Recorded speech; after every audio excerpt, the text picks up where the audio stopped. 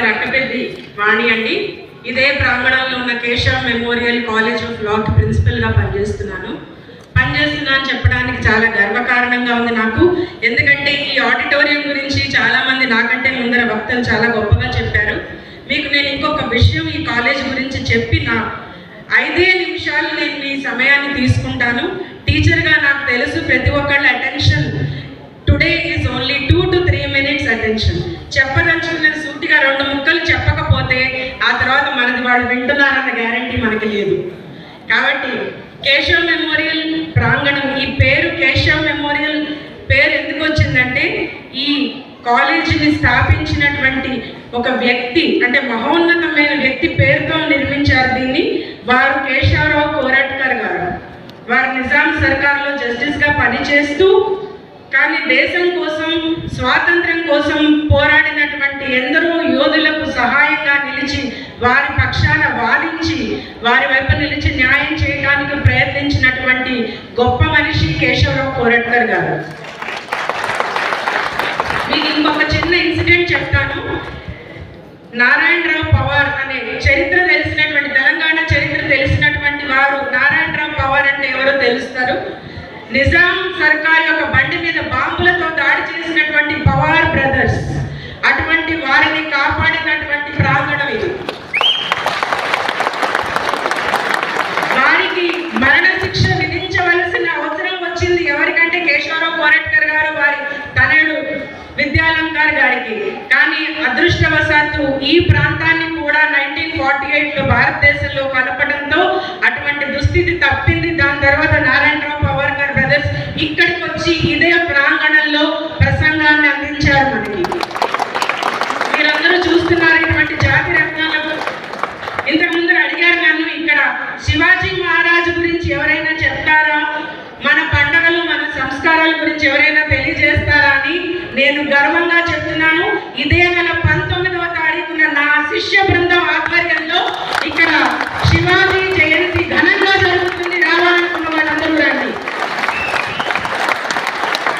ఈ కాలేజ్ యొక్క విశిష్టత ఏంటంటే మేము ప్రతి సనాతన పండుగని జరుపుకుంటాము. ఈ ప్రాంగణంలో వినాయకుడిని ప్రతిష్ఠించుకుంటాము, బతుకమ్మ ఆటలు ఆడతాము, బోనం ఎత్తుతాము, కృష్ణుడి పండుగ చేస్తాము, సంక్రాంతి పండుగ చేస్తాము. అటువంటి కళాశాల, అటువంటి పాఠశాల నాకు తెలిసి హైదరాబాద్లో వేరే ఏది లేదని నేను అనుకుంటున్నాను. ఇది మీ అందరూ తెలుసుకోవాల్సిన విషయం. తర్వాత యాజ్ ఎ టీచర్ నేను తెలుగులో మాట్లాడడానికి ట్రై చేస్తానండి.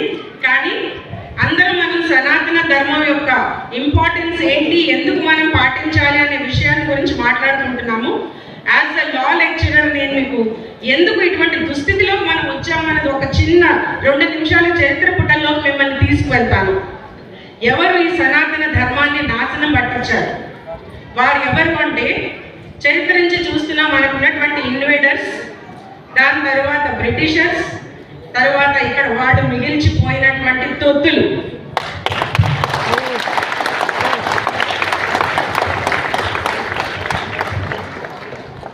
మనం సౌత్ ఇండియా నుంచి మొదలు పెడదాం. సౌత్ ఇండియాలో ఒక జస్టిస్ పార్టీ అనేది ఒకటి ఉండేది. ఆ జస్టిస్ పార్టీ యొక్క ముఖ్య ఉద్దేశం హిందువులను ఎలాగైనా సరే విచ్ఛిన్నం చేయాలి. ఎలా చేయాలో వాళ్ళకి తెలియదు. ఎందుకంటే ఇక్కడ మనం పాటించేటటువంటి వర్ణాశ్రమ ధర్మాలు వాళ్ళకి అడ్డుగా నిలిచాయి. అందుకనే చాలా ప్లాన్డ్గా, మెథాడికల్గా వాళ్ళు నార్త్ని సౌత్ని వేరు చేయాలని చూశారు. నార్త్ కల్చర్ వేరు, సౌత్ కల్చర్ వేరు. రాముడు మా దేవుడు కాదని సౌత్ ఇండియాలో రాముడి విగ్రహానికి చెప్పుల మాలలు వేసి వీధులలో ఊరేగించారు. అటువంటి జస్టిస్ పార్టీ మనకి స్వాతంత్రం రాబోతోంది అన్నటువంటి సందర్భంలో వారు యూకేకి వెళ్ళి, ఆ పార్టీ లీడర్స్ ఎంత దౌర్భాగ్యమో చూడండి, ఆ పార్టీ లీడర్స్ యూకేకి వెళ్ళి బ్రిటిషర్స్తో వేడుకున్నారట, వీళ్ళకి స్వాతంత్రం ఇవ్వకండి, ఎందుకంటే ఇక్కడ బ్రాహ్మణ ఆధిపత్యం ఉన్నది, మీరు వీళ్ళకి స్వాతంత్రం ఇస్తే మళ్ళీ బ్రాహ్మణులే ఇక్కడికి ఆధిపత్యంలోకి వస్తారు, రాజ్యాలలోకి వాళ్ళే వస్తారు అని దౌర్భాగ్యంగా వేడుకున్నటువంటి సందర్భం మన సౌత్ ఇండియాకు ఉంది. నార్త్ని సౌత్ని వేరు చేశారు, బ్రాహ్మిన్ నాన్ బ్రాహ్మిన్ అని వేరు చేశారు, మళ్ళీ కులాల వారీగా మనల్ని విడగొట్టాలని ప్రయత్నం చేస్తూనే ఉన్నారు. ఈ రోజు కూడా మన గొప్ప గొప్ప నాయకులు ఈ రోజు కూడా కులాల వారీగా మనల్ని విచ్ఛిన్నం చేయాలనే చూస్తున్నారు. ఆ జస్టిస్ పార్టీ ఫేడ్ అయిపోయిందేమో కానీ వాళ్ళ వారసులు ఇంకా ఉన్నారు. ఆ తర్వాత వచ్చాడు ఒక లీడరు రామస్వామి అనే ఆయన వచ్చి బ్రాహ్మణ ద్వేషిగా ఒక జీనోసైడ్ కి కాల్ ఇచ్చాడు. అందరినీ చంపిపడేయండి, హిందువులను చంపిపడేయండి అని. ఆఖరికి నెహ్రూ గారు కూడా ఈయనకి పిచ్చి పట్టింది, అసైలంలో పెట్టండి, ఈయన బయట ప్రపంచంలో తిరగడానికి అర్హుడు కాదని చెప్పినటువంటి సందర్భం మనం చరిత్రలో చదువుకుంటే మనకి తెలుస్తుంది. ఇటువంటి దౌర్భాగ్య స్థితిలో మనం మన ధర్మాన్ని మర్చిపోతున్నాము, మన పద్ధతులను మర్చిపోతున్నాము. సో ఈ సౌత్ ఇండియా నుంచి ఈ జాడ్యం మెల్లమెల్లగా కాంగ్రెస్ పార్టీ అనేటటువంటి ఒక నీచమైన దరిద్రపు పార్టీ దేశాన్ని 60 సంవత్సరాలు వారికి కేవలం 2 ఎజెండాలు, greed for money, anti Hindutva agenda. ఈ రెండింటితోనే వాళ్ళు 60 సంవత్సరాలు దేశాన్ని భ్రష్టు పట్టించారు. అయితే వాళ్ళతో పాటు ఉన్నటువంటి పార్టీలు, రామస్వామిలు చచ్చిపోయారు, వాళ్ళ వారసులు సనాతన ధర్మాన్ని ఎయిడ్స్, మలేరియా, డెంగ్యూ లాంటి అతి నీచమైనటువంటి వ్యాధులతో పోల్చినటువంటి సందర్భాలు మన చరిత్రలో మనం ఇప్పుడు చూస్తూనే ఉన్నాం మనం. అయితే సుప్రీంకోర్టు దాకా వెళ్ళింది. ఉదయనిధి స్టాలిన్ అనేటువంటి deputy chief minister of Tamil Nadu మాట్లాడిన మాటలు. అది మెడ్రాస్ హైకోర్టులో కేసు ఉండగా ఆ మెడ్రాస్ హైకోర్టులో జడ్జి గారు ఒక రెఫరెన్స్ చేశారట. ఇటువంటి ఈ divisive, perverse and contrary to constitutional principles మాట్లాడేటటువంటి వ్యక్తికి సనాతన ధర్మం గురించి అసలు తెలియదు. He needs to know about Sanatana Dharma. It is a set of eternal duties which can be gathered from multiple sources related to Hinduism. తర్వాత సుప్రీంకోర్టు కూడా రెఫరెన్స్ ఇచ్చింది. ఈ సనాతన ధర్మాన్ని క్రిటిసైజ్ చేసేవాళ్ళు they are abusing their constitutional powers and they still continue to do. అలాగే recent past లో మనం Allahabad judge ఒకరిని చూసాము, జస్టిస్ శేఖర్ కుమార్ యాదవ్ గారు. వారు ఒక విశ్వ హిందూ పరిషత్ మీటింగ్ లో ఒక లెక్చర్ డెలివర్ చేస్తూ యూనిఫామ్ సివిల్ కోడ్ మీద మాట్లాడుతూ వారు ఏమన్నారంటే, this country I have no hesitation in saying that Hindustan would function as per the wishes of Bahusankhyak. అంటే మెజారిటీల పేరుతో ఇది నడుస్తుంది, వారికి నచ్చినట్టుగా నడుస్తుంది అని వారు ఒక సంభాషణ చేశారు. దాన్ని ఎంతో సీరియస్ గా తీసుకుని అపోజిషన్ లీడర్లు వారిని ఇంపీచ్మెంట్ దాకా తీసుకువెళ్ళేటువంటి ప్రయత్నం ఈ దేశంలో జరిగింది. అదృష్టం ఏంటంటే ఆ జడ్జి గారు వారి మాటల మీద ఈ రోజు కూడా నిలబడి ఉన్నారు కాబట్టి ఆ ఇంపీచ్మెంట్ ఏమీ చేయలేకపోయారు. సో ఇది మనం ఉన్నటువంటి పరిస్థితి. ఇప్పుడు మనం ఏం చేయాలి? చాలా మంది చెప్పారు, ఎడ్యుకేషనల్ సిస్టంలో ప్రక్షాళన తీసుకురావాలి. టీచర్గా నేను ప్రతిరోజు బాధపడుతూనే ఉంటాను. తల్లిదండ్రుల పాత్ర చాలా పెద్దది. ఎందుకంటే నా ఎక్స్పీరియన్స్తో నేను చెప్తాను, ముందర పిల్లలకి వేష భాషను కరెక్ట్గా నేర్పండి. పిల్లలు టైట్ టీషర్ట్స్, టైట్ ప్యాంట్స్ వేసుకొని వస్తారు. ఈ ప్రాంగణంలో మాకు అటువంటి వేషధారణ అలౌడ్ కాదు. మేము వాళ్ళకి చెప్తే మాతో ఆర్గ్యుమెంట్కి దిగుతారు. Ma'am, we're wearing full dress ma'am, what is wrong in this, is it transparent, is it revealing అని అడుగుతారు. వాళ్ళకి మేమేం సమాధానం చెప్పాలో మాకు అర్థం కాదు. మీ మదర్ ఫాదర్ ఎలా అలౌ చేస్తున్నారమ్మా ఇటువంటి డ్రెస్ అంటే, they have no objection, you people are very orthodox and old fashion అంటారు మాకు. క్లాసులో పాఠాలు అటెండెన్స్ కంపల్సరీగా అవసరం, వచ్చి కూర్చోండి అయ్యా అంటే రాళ్ళలాగా వచ్చి మౌనంగా కూర్చుంటారు.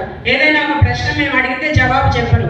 ఎందుకు మాట్లాడట్లేదు, చెప్పింది అర్థం కావట్లేదు అంటే, you said attendance is important, we're sitting, you finish your lecture and go. This is the condition of the students that we have faced in colleges.